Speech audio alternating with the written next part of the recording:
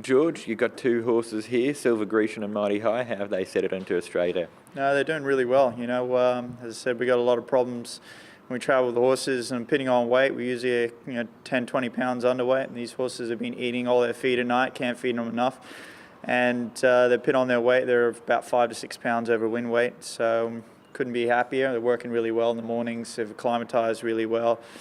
And, we're going to have some small, light, easy work on Friday. Darren's going to actually tomorrow, and Darren's going to give him a nice field. But I think Silver Grecian's working really, probably the best out of the two, and it's really come along after his win at the end of the season. And I think he should run a good race in the Group 1. As you know, Mighty High is carrying 61.5 kilos in the 1700 on the weekend, which might be a little difficult, but he's working really well too. Put on his weight really quickly, and he's really settled in now. They've got used to the cars out there and everything, and all the different sounds around here, so I couldn't be happier. We both saw them working this morning. Take us through that.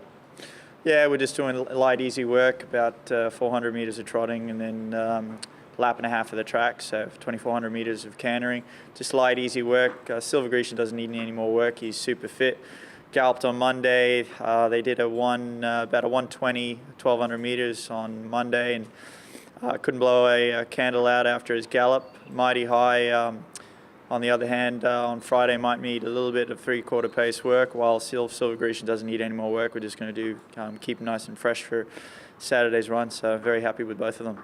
Mighty High, as you mentioned, runs in that 1,700 metre handicap. He's nominated for both cups. What's the path to those races? Well, he's going to run in the Caulfield Cup and then the Melbourne Cup.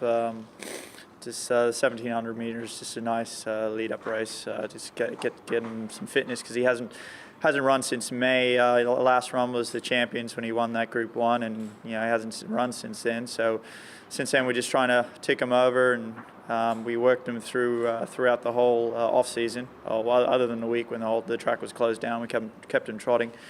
We're not really looking to win the 1,700 metre. If we win it, I think we're favourite right now in the odds. If we win it, that's a plus, but we want to be peaking more Melbourne Cup. Real happy with him. In saying that, though, he's the best credentialed horse in the race. They are pretty much handicappers in that, and he's a Group 1 horse. Exactly. I looked over the field real briefly, and seems like a lot of older horses, and he's, looking at his form, he's easily got the best form out of them. I mean, the last 5 group races, he's nearly placed in every single one of them. He has won over 1,800 metres in, if I recall, the Jepson. So I don't think, the distance might be a little short for him, but I don't think it's going to be too much of a problem. First start at Caulfield. It's as you know, it's a bit of a concern that they're running the different direction now, but they seem to be handling it okay here, and I don't think the opposite direction is going to be too much of a problem. And will he run on a race like the Turnbull Stakes or the Yalumba over 2,000 metres prior to the Caulfield Cup? I don't think so right now. We've only planned for 3 races: the 1,700, then the Caulfield Cup, and then the Melbourne Cup. That's what we planned for so far. I'd have to discuss it with Dad on, see after the 1,700 metre race on Saturday how he pulls up and his fitness level. But right now we've only organised for the three races for both horses. The other horse is doing 3 races. He's going to be running at Moonee Valley in a 1,600 metre before he runs in the Emirates 1,600 metres. In the Rupert Clarke Stakes, you mentioned Silver Grecian there, who's running. He won a 1,600 metre race at Sha Tin most recently, and he's drawn pretty well in 4. Yeah, great gate. He's going to probably sit midfield to back of the field. It's a big step up from the Class 1 race to a Group 1, but the way he's working, he's just really coming. His form's really come in now. He's just working the house down every morning.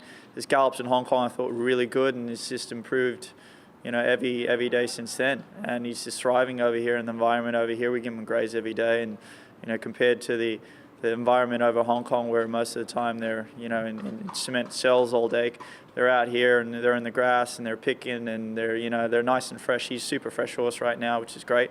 And as I said, it's a big step up to Group 1, but I'm expecting him still to run a really good race. What do you make of the local competition? It's a pretty strong, it's a pretty strong field, Group 1. We've got a lot of horses to beat, but as I said, I'm real confident in Silver Grecian's form right now and how he's working in the morning. And as you know, in Europe he's won a Group 2. He's competing in Group 1s in Europe. He's competed with the best. He was one of the better 2-year-olds in Europe when we bought him, and I'm pretty sure he'll come up to the form level of his European form in the group levels.